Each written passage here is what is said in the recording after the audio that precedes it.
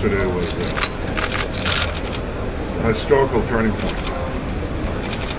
In a room of some 60 foreign ministers and representatives of dozens of governments, an Israeli Prime Minister and the foreign ministers of leading Arab countries stood together and spoke with unusual force, clarity, and unity against the common threat of the Iranian regime. Which will be of permanent character and will lead to a stronger institutionalization of cooperation in the Middle East. Sen साहब ने साबित करने की कोशिश की है कि जहाज किस तरह पाकिस्तान की हदूद में फिरता रहा, वो मैं आज आपको दिखाऊंगा, आपको समझ आ जाए कि जनाब आखिर ये जहाज पाकिस्तान की हदूद में क्या कर रहा था। आए मैं आपको दिखाता हूं जनाब, ये देखिए जनाब। पहला चलाएं जनाब, आपको मैं एक चीज एस्टैब्लिश कर दूं इससे पहले कि आपकी स्क्रीन को यहां रोक लें, प्रोड्यूसर साहब इसको रोक लें कमेंट कीजिए। ये है जनाब फ्लाइट राडार, बल्कि जो मेहमान मौजूद हैं उनसे भी रिक्वेस्ट करूंगा अभी जरा गौर करें। फ्लाइट राडार 24 ये एक इंटरनेट वेबसाइट है जो स्विस बेस यानी स्विट्जरलैंड की ये कंपनी है जो कि दुनिया भर में जहाजों की जो फ्लाइट्स हैं उनको ट्रैक करती है। आप उनको रियल टाइम में देख सकते हैं, उस वेब साथ साथ दिया हुआ है। अब बताया ये जा रहा है जनाब कि ये जहाज, अब आप ये देखें जो मैप आ रहा है वहां से देखिए तिल अवीव से उड़ना शुरू होता है और ओमान लैंड कर रहा है। गोलदारा भी आपको नजर आएगा और एक नीले रंग की लकीर जो आप देख रहे हैं ये उस जहाज को ट्रैक कर रही है। ये bomb raider global express flight radar 24 के मैप पे तिल अवीव से उड़ा और अमान पहुंच गया। यहां तक क्लियर है जी आपको? कोई मेरे ख्याल है कंफ्यूजन मैंने कोशिश की है कि ना रहे। आगे बढ़े जनाब, ये अब आप देख रहे हैं, ये आप लाइन देख रहे हैं, लाल नीली लाइन जो है नाज़रीन ये आई और ये ओमान में लैंड कर गई। ये जहाज है, ठीक है। अच्छा मेरे पीछे ये लाल जो है ये आप बॉम्ब रेडर ग्लोबल एक्सप्रेस, ये जहाज का नाम मुसलसल आ रहा है। अगले मैप पे आए, अब क्या होता है जनाब, इसलिए अब एक दफा गौर से देखें इसको, ये देखें जनाब, ये जहां मेरा उंगली है नजर आ रही है आपको, ये जहाज यहां पर रुक गया है। ये अब वही Bombardier global express squawk number 0757 और ये इस्लामाबाद रुका हुआ है। आगे अब जो इंटरेस्टिंग बात मैंने आपको बतानी है, यहां तक आपको समझ आ गई कि मैप के जरिए किस तरह ट्रैक हुआ कि वो कहते हैं रीअपीयर्ड 24 अक्टूबर आता है, दोबारा रडार पे आता है जहाज इस्लामाबाद में लैंड करने के बाद और continued same track back from Amman to then Tel Aviv. वही रूट इस्तेमाल किया जाता है, यानी बाद में अमान जाता है और वहां से तिल अवीव चला जाता है। तो मैं वापस अपनी चेयर पे आता हूं, मेहमानों ने काफी A Sunni armed group called Jaish al-Adl has claimed responsibility for last week's suicide bombing, but Iran says it now has evidence the attack was planned from inside Pakistan. 2 days ago, we arrested a woman who was our first lead. After interrogating her, we found other links. I can tell you that 2 of the members of this team were Pakistanis. The suicide bomber was a person named Hafiz Muhammad Ali from Pakistan.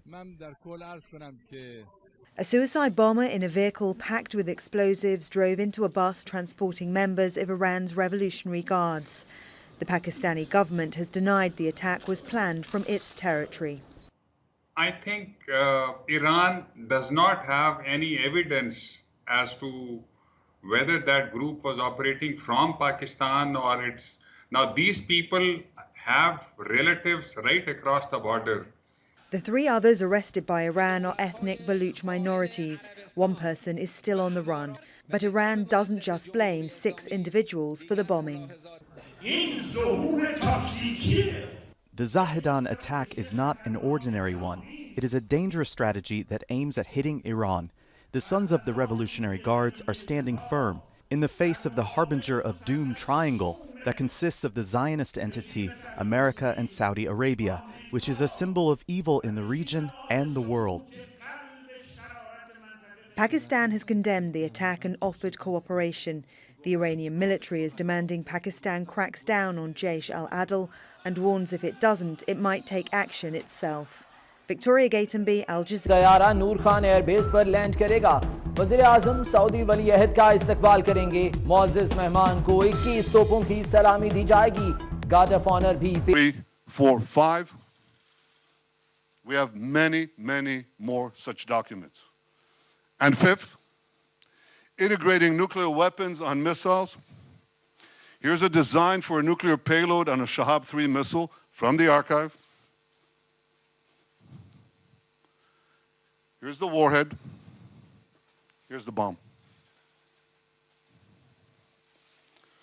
And I don't have to remind you, I think, that Iran is continually expanding the range of its ballistic missiles, its nuclear-capable missiles.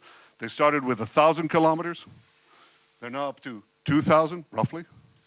They can reach Riyadh, Tel Aviv, Moscow, but they're working on far, far greater ranges. They're planning much longer range missiles to carry nuclear weapons. So these files conclusively prove that Iran is brazenly lying when it says it never had a nuclear weapons program.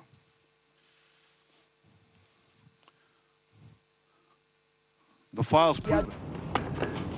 I think it's very strange coming from the foreign minister of the world's chief sponsor of terrorism to accuse others of engaging in terrorist activities in Iran. Very, very strange. Iran has been, since the Iranian Revolution of 1979, the chief sponsor of terrorism. Iran established terrorist groups such as Hezbollah in Lebanon and the Houthis in Yemen. Iran has been implicated in terrorist attacks in South America, in Europe, in Saudi Arabia, in other places. Iran has been implicated in smuggling weapons and explosives to terrorist groups. Iran has been implicated in interfering in the affairs of other countries and in providing weapons and training and safe passage for terrorist groups. Iran has been harboring virtually the board of directors of Al-Qaeda, including Osama bin Laden's son, since the events of 9/11. Iran has been facilitating the transport of terrorists across its territory. And so the last country in the world to accuse others of supporting terrorism is Iran. Saudi Arabia has been the victim of terrorism. We have been vigilant and we have been unmerciful in going after the terrorists and those who support them and condone them and finance them. We will continue to do so. We wish to eliminate the scourge of terrorism from the face of this planet, and we hope that every country in the world will do its utmost to do so. I believe that the Iranians are going through difficult problems. But I think that Iran is a nation that we have to watch very closely. They sent up a rocket the other day, and it failed, but it was sent up. Now, they can say they're sending it up for civilian purposes, but I don't think too many people believe that.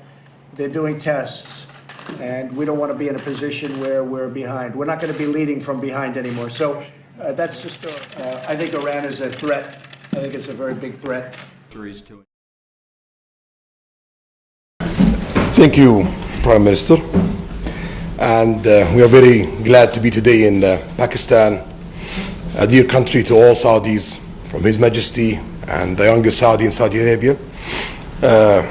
We've been a brotherly country and friendly country to Pakistan, and we've worked together in tough and good times, and we will continue the same thing, especially that Pakistan facing really great future today with a great leadership. Last year, 2018, Pakistan GDP grew by 5%. So we believe that Pakistan is going to be a very, very important country in the coming future. And we want to be sure that we are part of that.